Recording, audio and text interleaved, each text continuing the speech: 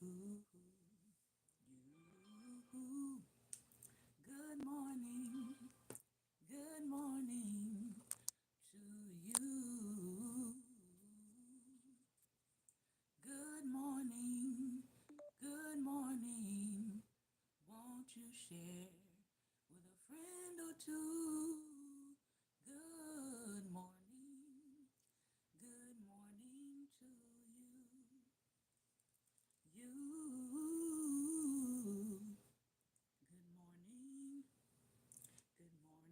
Good morning. Good morning. Good morning to you. You. Good morning. Good morning. Good morning to you. You. Good morning. Good morning to you.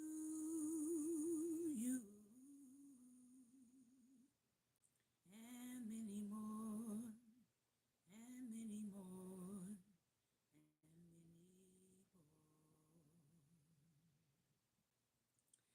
All right. Good morning. Good morning. Good morning. And welcome to Daring Dialogues. I'm your host today, Shantae Charles. I want to thank you for joining in, and I want to thank you for your time and attention. It is Monday Motivation, and I've got quite a bit to share with you today. And we are going to start out by dropping in the chat here the link to join the conversation live. So this is when, not yet, but when we get ready to take some live audience conversation, you can join us by that link. It will stay in the chat as long as we are live. And I think as long as you don't pop out, you'll be able to see that link when it is time. So it is also, today is St. Patrick's Day. For those of you who know a little bit about the history. Obviously, there's some controversy around it as to whether or not he was a missionary, whether he was a person who was just invasive. But believe it or not, a lot of African Americans have some Irish ancestry. I know I do. Good morning. A lot of us have some Irish ancestry by way of some of our actual descendants. If you do a little bit more study, it wasn't just enslaved persons who were brought over to America, but sometimes there were black nobles, black knights that were brought over, um, black emissaries that were brought over, and a lot of them were initially brought over through indentured servitude, which later, then some of them became entrapped in the whole enslavement system. But everybody did not come over as a slave. I think that's something that, once again, if you do a little bit more historical study, you will see that and realize that. And then there were some of our descendants, some of our ancestors that were on plantations that were owned by Irish men, usually. And so I know that's a part of my heritage. One of my ancestors wound up marrying the Irishman who was her enslaver, and they had a child, and that child was deemed mulatto. And so that was a part of, and that is a part of my family's heritage. And we can trace it back. We know the plantation. As a matter of fact, the plantation where they were is still there in Georgia. It's been turned into an orange farm and a country store. And my relative, who was the mulatto, wound up getting his freedom by saving, I think his either his brother's life during the Civil War or his father's life, one or the other, during the Civil War. So he was given meritorious manumission. He was also, during that time, he was not allowed to be given land directly by his father, but he was given a plot of land for religious institutions. So they gave him a plot of land, and on that land, he founded um, Belvin AME Church, which is still active and still running since the 1800s in Georgia. And as a matter of fact, I think they have a women's pastor. His grave is there on the site of the church grounds, and then there's also a statue to him on those church grounds. So, what am I saying? I'm saying get to know your own history, and don't let anybody tell you what your history is, but go find out for yourself and get to know it for yourself. So, yeah, some of my heritage is part Irish. Um, I didn't have any say in that. It just is what it is. And to be very clear, it is that part is again as a result of an enslaver deciding to marry his enslaved person. So that's how we came to be. That's how they came into the picture. All right. As it is Women's History Month, I want to point out some resources and go over some things with you. This is a set I picked up last year, and I said I'm going to at some point use it this year during Women's History Month, and here we are. So the set is called Phenomenal Women to Know, Discuss, and Admire. This is great if you are just trying to teach on women in general. Um, if you're looking for something as a parent and you want just something that can add to and enhance what you're already doing with your child at home. If you are a teacher and you are trying to enhance what you're doing in the classroom, having some extra resources, you're not at a school that is banning books and banning DEI, this is a great resource to have. However, as I was looking through it, there are 60 cards, and out of the 60, so this is a pretty good stack. It's got some interactive activities to do, but out of the 60, there's about 14 cards that have to do with Black, Indigenous, or persons of color, Latinx. This is how many in this box out of 60. This is how many. And even with a resource like this, somebody who is a racist would have a problem with a resource like this. They would still say this is too many people to be included in this box. All right. So we're going to call this a pre DEI era box. But somebody would look at this box and they would say this is entirely too many Black, Indigenous, persons of color to be mentioned. We want everybody to not be that. All right. Activities that you can do with these cards, the way that they're set up is one corner says who could I be, so you're kind of like starting out with a guessing game, and then it says why this person is a phenomenal woman, and then there's a little discussion piece here that you could use. Again, you can use these cards outside of school, you can use them with your children, you can use them as a supplement to a curriculum, etc., etc. So one of them, I'm going to go ahead and do one of them now and see if you can figure out who the person is. Let's see. And the people that they chose are pretty well known. Like they're not having anybody that is that children wouldn't be able to guess, or even your average adult. So I'll just do one that is pretty easy to, I think it's pretty easy to guess. All right, and you can participate in this. So this one says, who could I be? Number one, these are your three clues. I have been called the mother of the civil rights movement. That's clue number one.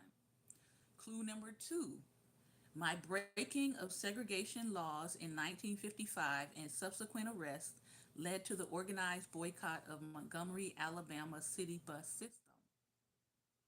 Number three, My refusal to vacate my bus seat for a white passenger triggered the actions that led to the U.S. Supreme Court declaring Montgomery's system of segregated seating unconstitutional.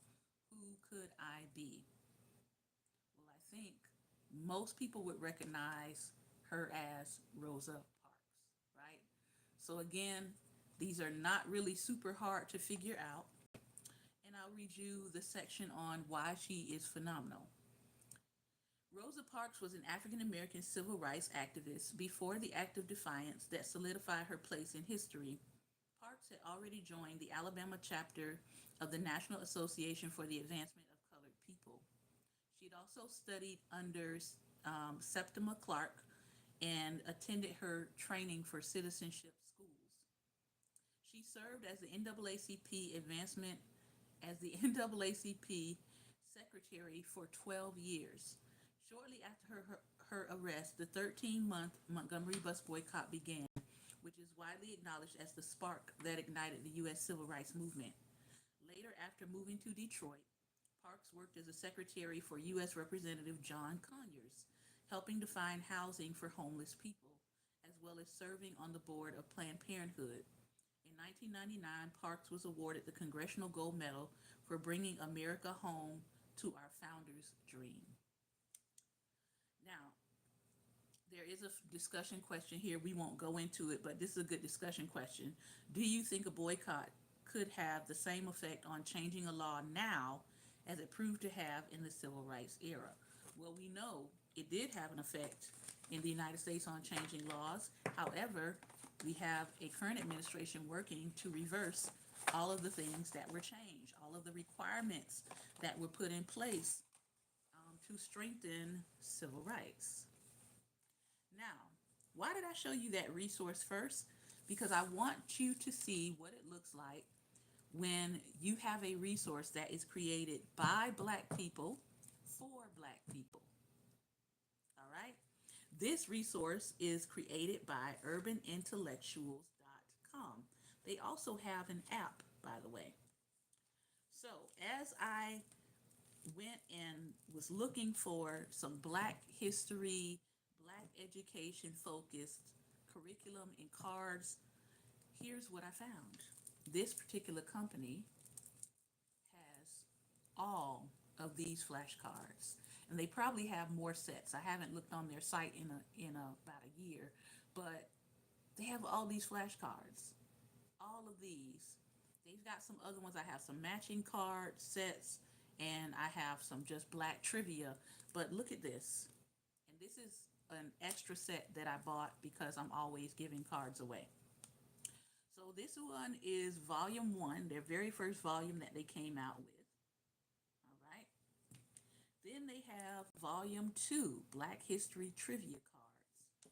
But the ones we're going to get into today is they also have volume two of Nothing But Women. Not 14 women. Okay. This is the whole deck that they have of Nothing But Women featured in their cards. So guess what I've been using for the month? Just for myself, self-education, elevation, continued learning. All right? But these are cards that anybody can use if they want to increase their knowledge. This is a whole set dedicated to women. Volume 3, dedicated to people in STEAM. So if you have a child that is interested in science, technology, engineering, math, and A is for the arts. Most people have added in the arts as a part of STEAM, which used to be STEM. There's a whole set that they can be going through and learning about the scientists, the engineers, the mathematicians that look like them because representation matters. Volume 4. This is pre 1492. So they have a whole set about nations and First Nations and Aboriginal people and African people pre 1492.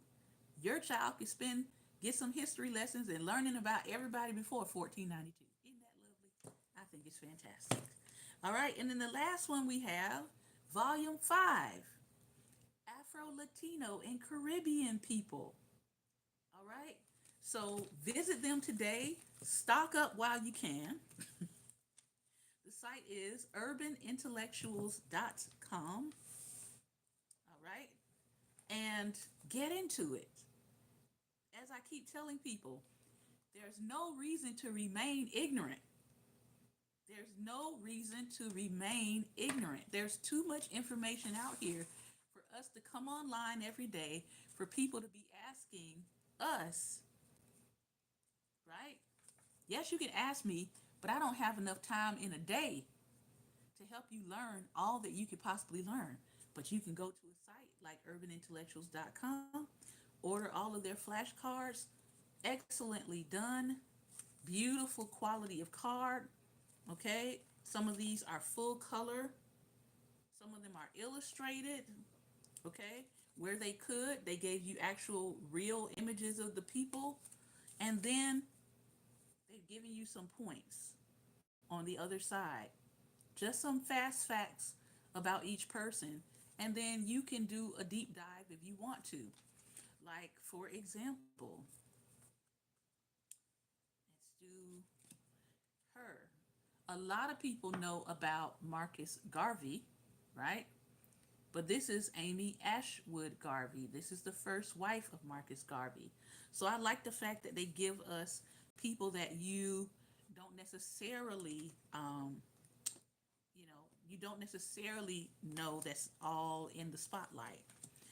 Most people know Audre Lorde, okay, poet, feminist, womanist, and civil rights activist. She learned to use poems to express her feelings as a result of difficulty communicating as a child. She worked as a professor in the 1950s and 1960s, where she furthered her self acceptance and influenced students to think more deeply.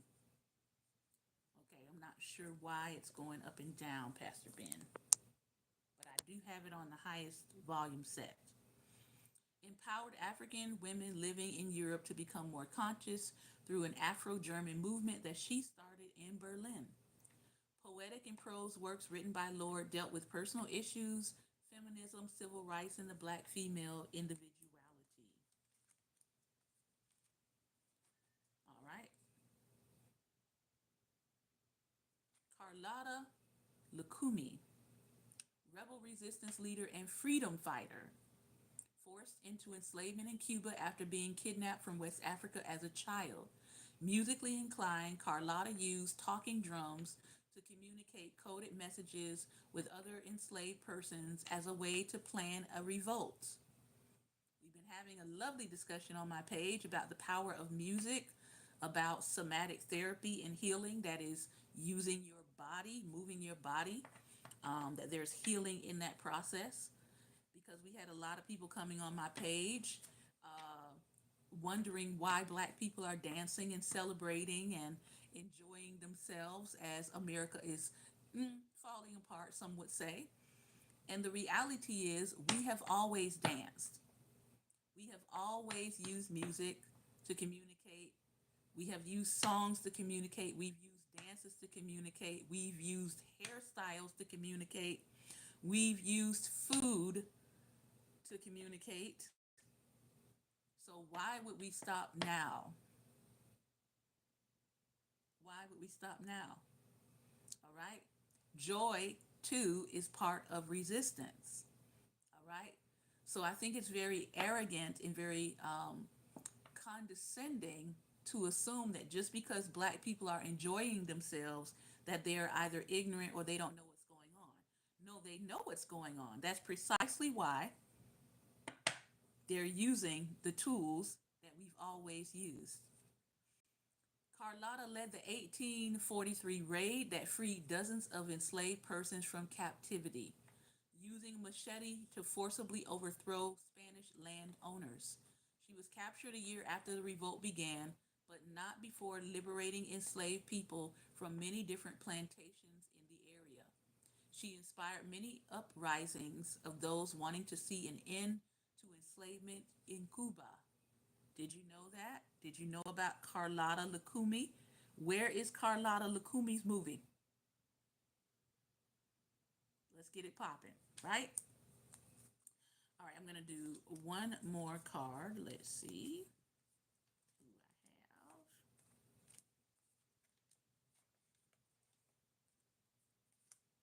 important woman of the movement, Ella Baker, civil rights activist and behind the scenes organizer, considered by many to be the most influential woman of the civil rights movement because of the work she did with the NAACP and the Southern Christian Leadership Conference. Now, I would say probably next to her would be Septima Clark because she ran the citizenship schools, which helped out SNCC and the Southern Christian Leadership Conference. She worked beside some of the most prominent leaders, including Dr. King, Thurgood Marshall, and W.E.B. Du Bois. She served as an organizer on the SNCC organization and guided students who were leading campus sit ins. She continued her activism in later years and was passionate about solving school desegregation problems, ending the apartheid in South Africa, and addressing police brutality issues in the U.S. Notice those seem to be very similar issues still here in the United States today. All right, so again, I'm going to encourage you to go to urbanintellectuals.com, grab you a copy, grab you some flashcards, get all of them if you can. But if you're just looking for something for Women's History Month, you're going to look for Volume 2 on women. All right, two more things to do, and then I am going to turn it over for some conversation. Reading from this devotional. I am not reading today's devotion. I'm going back to actually Saturday's devotion because I think this is very powerful. The topic is Greatness Takes Time. And if you're with us for the first time, good morning, hello. You are listening to our Monday Motivation. Alan Page, Minnesota Supreme Court Justice. The way to be successful is through preparation. It doesn't just happen. You don't wake up one day and discover you're a lawyer any more than you wake up as a pro football player. It takes time. The eagle is a familiar and popular creature within the framework of achievement. Its regal presence and reputation as the king of birds, its dwelling in high and lofty places, and its freedom and strength and speed, as epitomized in its majestic flight, make it a fitting symbol for greatness. Although classified as fowl, eagles are not as easily produced as chickens or other birds. Eagles are not hatched in a brood, nor is the reproductive cycle an overnight process.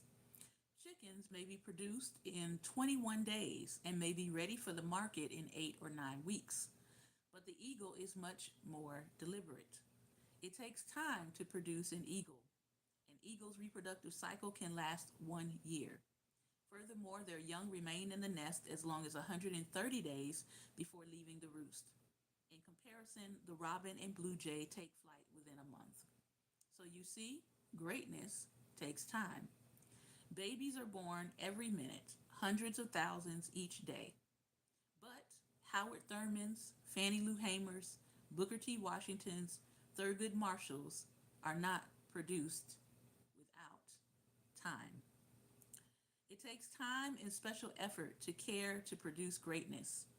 Our Creator seeks eagle men and eagle women, leaders who are not afraid to stand in the face of adversity, men and women who are willing to continue to struggle no matter how uncomfortable or challenging, men and women and those like you. Say this to yourself today. I will be patient because patience takes time. Greatness takes time. Now let's get to today's reading. I've got a bone to pick. Thomas Burrow, founder of Burrow Communications, said this: People ask me how I built my business. I tell them I didn't have much, but I used everything I had. A man overheard an elderly gentleman giving some advice to a young boy who was boarding a ship to seek his fortune. Now, my lad, the old man said, just remember the three bones and you'll get along just fine. The curiosity of the bystander prompted him to ask the old man what he meant by the three bones. With a twinkle in his eye, he replied, I'm speaking of the wishbone, the jawbone, and the backbone. It's the wishbone that keeps you chasing your dreams. It's the jawbone that helps you to ask the questions that are necessary to finding them. and it's the backbone that keeps you at it until you realize them. Each of us must use the three bones, and we must use them now. To find the happiness that comes through making the most of our abilities, we must persevere in using them and make them responsive to our bidding. This will give new life and new meaning and a new outlook. By utilizing these bones, we just might be able to light a fire under some tired old ones. Today, I will become totally enthusiastic about life. Now, we know that there's a lot happening in the world right now that doesn't make any of us feel enthusiastic. But in the words of in the words of music activist Beyonce, you can't break my soul. So that leads us to our last reading for today, coming from Meditations for Black Women. And the topic is Embrace Life's Imperfections. Kerry Washington, actor, producer, and director, had this to say: I realize that I don't have to be perfect. All I have to do is show up and enjoy the messy, imperfect, and beautiful journey of my life. Meditation. My life does not require me to be perfect for it to be enjoyable.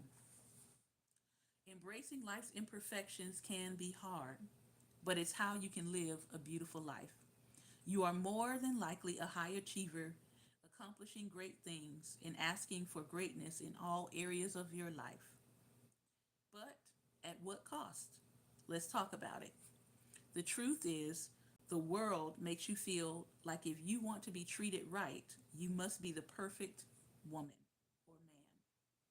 Follow all the rules, achieve all the goals, get all the degrees, make all the money, wear all the right clothes.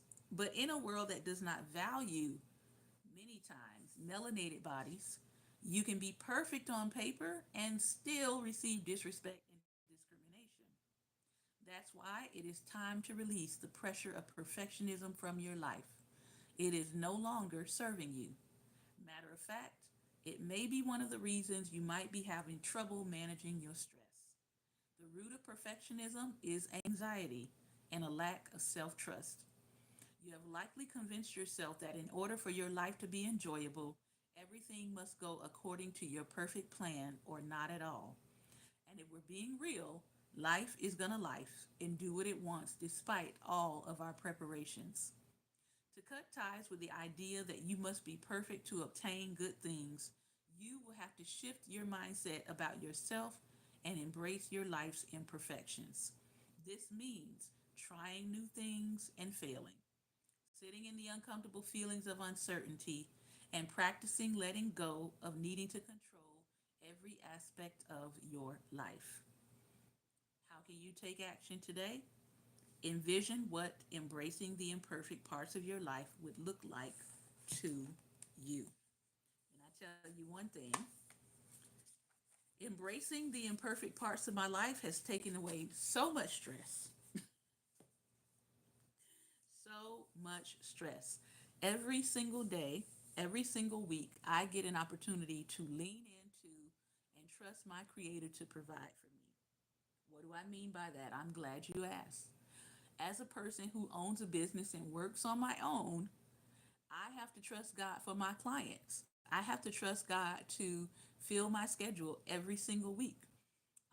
And so, this whole message of letting go of perfection, and understanding that no, my life is not going to be every I dotted and every T crossed, but it has brought me a lot of peace of being able to let go and let my Creator work in my life.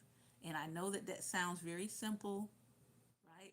But some people say that's easier said than done, and I totally get it. But I've learned to do it, I've learned to walk in it, I've learned to embody it. And so when I hear a lesson like that, or I hear a message like that, I say to myself, yes, that person knows what they are talking about because I am living it every single day.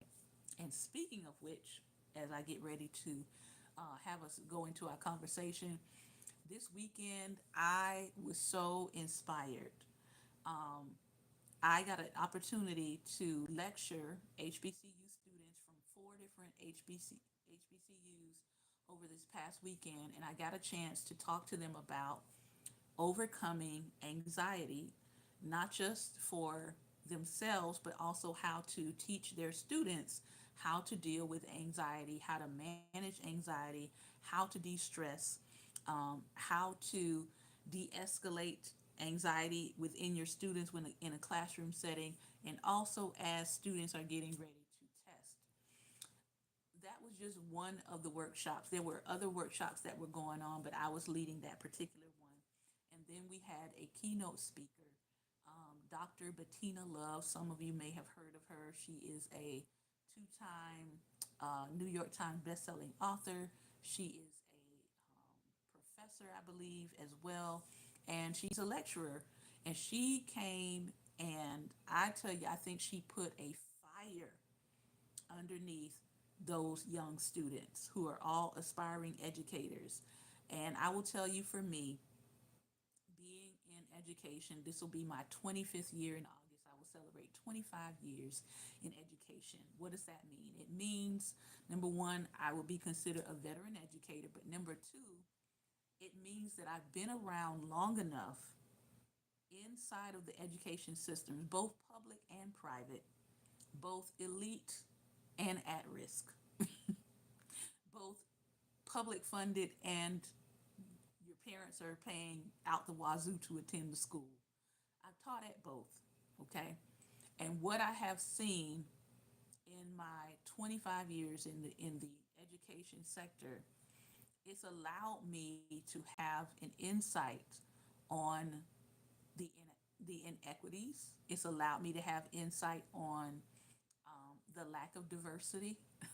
It's allowed me to have insight on the ways in which children are included and the ways in which children are excluded. And she really inspired me. Her words inspired me to maybe begin to write about my experiences over the past 25 years, because I always have solutions and I offer them through consultation. But I'm thinking that I need to package my solutions in a way that they reach a broader audience. I have written before. I have five works I've written, but I have not written a definitive, intense look at public education and private education, and I could do that. So I am seriously thinking about that. But one thing I will say, in all of what I saw this weekend, I saw young people ready to go into the field. It made me feel very good about the teachers that are coming. Because at this point, I probably in the next maybe 5 to 10 years, somewhere in there, I see myself more so as a consultant, advisor, emeritus teacher, which is the role I got a chance to be in this weekend. Looking at the teachers that are coming out of college that will be starting their teaching career in the next 1 to 2 years, it was very, very encouraging. It was inspiring to see the light in their eyes when it came to being able to teach for the future, being able to impact children's lives for the future. And that is what you want to see coming into the field. You do not want to see teachers who have not even entered the classroom yet and are already having a negative idea or negative thought about children, about the profession, about all of that. Because as we see what is happening in our nation with the Department of Education and the attempted dismantling of it, it can be disheartening to see what is happening in education right now. But they gave me so much hope for the future. So I'm excited. I'm excited. And the other thing I will say is, because of what's happening right now in our nation, we could not film our workshops. We couldn't film our workshops. We couldn't audio. We couldn't video record. If there was media or press there, which there was, they weren't allowed into some of our spaces because, thankfully, our organization is actually trying to protect teachers and educators and administrators from being harassed, because that's where we are right now. People are harassing teachers. Some people are threatening educators. If you're black, indigenous, person of color, marginalized in any way, that is actually what's happening on the education front in a lot of places and spaces. And so um, there was security on site at our conference. Why? Because now we have to worry about people who want to, quote unquote, politicize, right, our existence. And when I say politicize, that's exactly what I mean. When a person looks at me, I'm now being politicized, right, as a DEI person. They didn't check my background, they didn't check my credentials. All they see is color, and that gets lumped into DEI. So that is a part of what educators have to deal with. And I think people need to know that it is now dangerous to teach. It's been dangerous because of school shootings, but this is an added danger. It's added danger. All right. So that's what I wanted to share today. But I tell you this, I walked away from that encouraged, inspired, motivated to carry on, motivated to go on, motivated to continue training and uplifting educators that are coming after me. And I'm glad somebody's coming. All right. If you want to join me for conversation, the link is in the chat. We have about a good mm, 15 minutes to chop it up before I have to go meet a client. So click on the link and I will bring you on. If not, you and I will just stare at each other for a few minutes.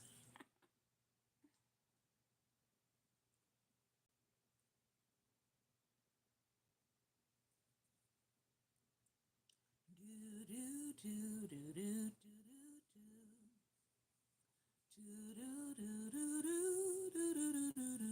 Oh, and in case anybody wants to know, the Harriet Tubman shirt, I got the Harriet Tubman shirt from the Harriet Tubman uh, Museum here in Maryland. Um, Let me give it to you. Let me make sure I give it to you because there are a few. So I don't want to give you the wrong one. Make sure I give you the right one. Is it that? No, that's not it. Harriet Tubman.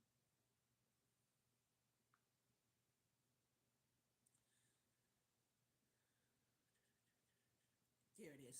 Harriet Tubman Museum in Cambridge, Maryland. That's where I got this from. Because there are several um, Harriet Tubman places and centers here in Maryland. But this one comes from the Harriet Tubman Museum located in Cambridge, Maryland. And I think, let me check, I think they also have a website where you can actually order this shirt. I don't see the website, but look up Harriet Tubman Museum, Cambridge, Maryland. That's where you can get this shirt from. And I think they do have this one and maybe another version of it. Good morning. Good morning. Good How are morning. you? How are you? I am fantastic. Great. Great. As you can tell, I have been in the presence of inspiring people this weekend, so I am fired up for the week, at least. It looks It like you looks like you inspired a lot of inspired a people. lot of people. Well, I hope I did. I hope I did. I saw the I saw the photos. photos. Yeah, we had a great time. And as you could see, even with me taking pictures, because we couldn't do audio and we couldn't do video, but we could take pictures, but they did tell us, hey, if you put these pictures up, just make sure the faces of individuals are not shown Hmm. because again, we do not want people targeting either the students or the administration and the staff. Go ahead. Right. Right. Now, Now, that's that's sad. sad. That's a really That's a bad really bad situation. situation. Yes, Your that's what we Your educators are in have this to, educators have country. to, I need people to understand that. yeah, your your educators have to educators fear have for to their fear for their existence. existence. Yes. Hmm. Now I But ain't this But guy's afraid. this doing such guy's a doing great such a job. great job. I ain't afraid. But the Well, point I Well, know is, you're I not. know you're not. they had security there, and there were press that showed up, and the press was allowed. They were allowed to take pictures, but they were not allowed to audio or video. And our keynote speaker, she is actually a professor at one of the universities right now that's literally in the process of revoking people's passports and visas and all of that. So she has to worry about retaliation for going out and speaking. Hmm. Hmm. It's a mess. And people need to know that. It is a mess. And the And thing the that's thing that's bothering me bothering me more than more than anything else, anything else, give me a give minute, me a minute, Mm-hmm. is that is that we have we have dark-skinned people dark-skinned people that are that supposed are to be supposed to be Christians Christians that's saying that that this saying man that is this doing man such is a doing great such a job great job and they're and proud they're of him. proud of him. They're probably they're probably removed enough to not feel the effects of what he's doing. That would be Hmm. my best guess. They're probably removed enough from the situations that they're not yet, and notice I said yet, feeling the effects of what he's doing. Hmm. Because the reality is everybody is eventually going to feel it in some way, shape, or form. Take, for example, taxes. Everybody's Hmm. people are starting to do their taxes, filling things out. There, the tax window opened, I think, January 29th or something like that. There are people who filed in January 29th that were supposed to get their things back within 30 days. They still haven't Hmm. gotten their stuff back. Now, that's the And people who and filed the day it opened. and I said that And would I happen, said that would happen, Now, but I didn't know just what I was but I didn't know talking imagine what I was about. talking about. all the people who are going to wait till April 15th Hmm. to turn their stuff in, and how long it's going to take them to get their refund, Well, especially as he is gutting IRS, if they get it. here's the thing: Here's the thing: they were already they were slow. already slow. They were already They a were little already a little short-handed. short-handed. Mm-hmm. Now they're Now really they're really short-handed. short-handed. Mm-hmm. Do you think Do you I think knew? I knew? Listen, the man Listen, said the man common said sense. common sense. That's common That's common sense. sense. You remove You remove people, people, things are going to things are going to become slower. become slower. Exactly. And I mean, we saw what happened with the post office the last time he was in. He was trying to get rid of the United States Postal Service. It took me a year to get Christmas cards when he was in office. A year. That's how jacked up the United States Postal Service was by the time he got done with it. And it has just now started getting me mail within a reasonable amount of time. I'm talking like 5 to 7 days. Well, see, Well, see, he's great at he's tearing great at stuff tearing down, stuff down, Yeah, unfortunately, yeah. and that's and something that that's something that most of us most of got us got his first his time first around. time around. Mm-hmm. But But unfortunately, there are unfortunately, those there are that didn't those that learn that didn't learn lesson. that lesson. I tell you, I think the human memory is very short. But I'm like, how can you forget 1.2 million people died? Like, Mm. how do you forget that? I can't forget because I had relatives that died. My father in law passed. My uncle passed from complications. And so, Hmm. Mm-hmm. as I went to the polls, I thought about the people who would not get a chance to keep him out of office because they were no longer here because of his last jack up. those are the people Mm-hmm. that motivated me to get my behind up and go vote. Now, I don't know what else was motivating other people, but I can tell you 1.2 million people dying the first time around, that motivated me to get up and vote. Because I said to myself, if he could harm this many people, if he could allow this many people to be harmed in peace times, And that alone was enough not to vote for it. correct. I didn't need another reason. You allowed 1.2 million Americans to die on your watch, and there was no war going on. You can't explain that away. I don't care what anybody says. You can't explain that away. And as far as I'm concerned, 1.2 million souls is on his head. But you know, all he have to say is it was the libs Mm-mm. for some people. As far as I'm concerned, he has 1.2 million souls on his account that he got to account for. Yeah. That did not have to happen. It didn't have to be that way.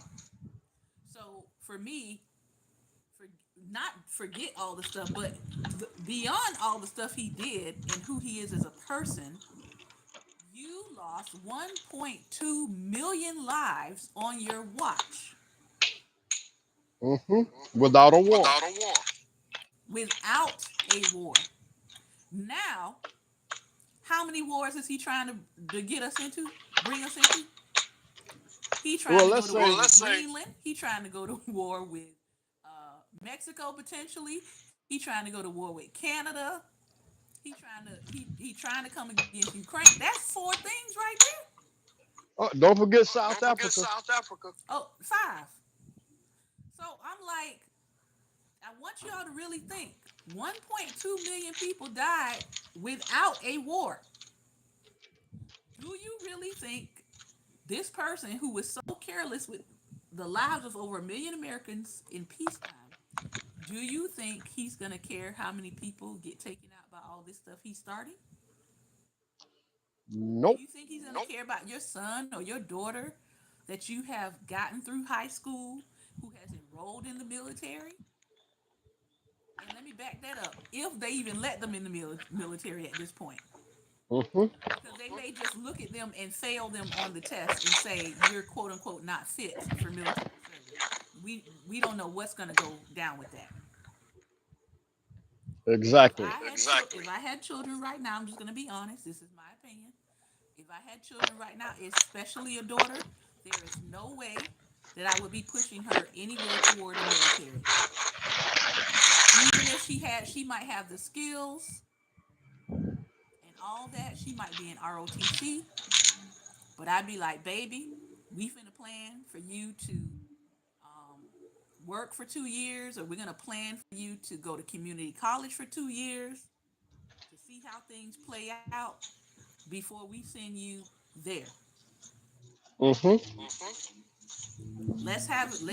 Let's formulate an alternative plan, because right now we have a fool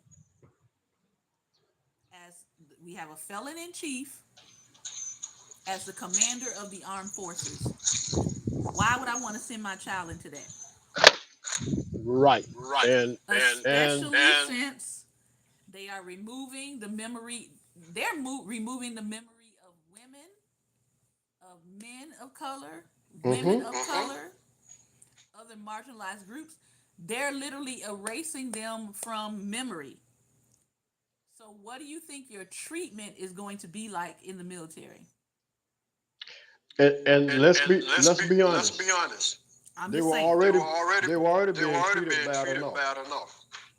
Mm-hmm, mm-hmm. They're removing people, black people, that actually won medals, that were actually ranking high. They're removing memory of them from the website. But this is what I'm saying.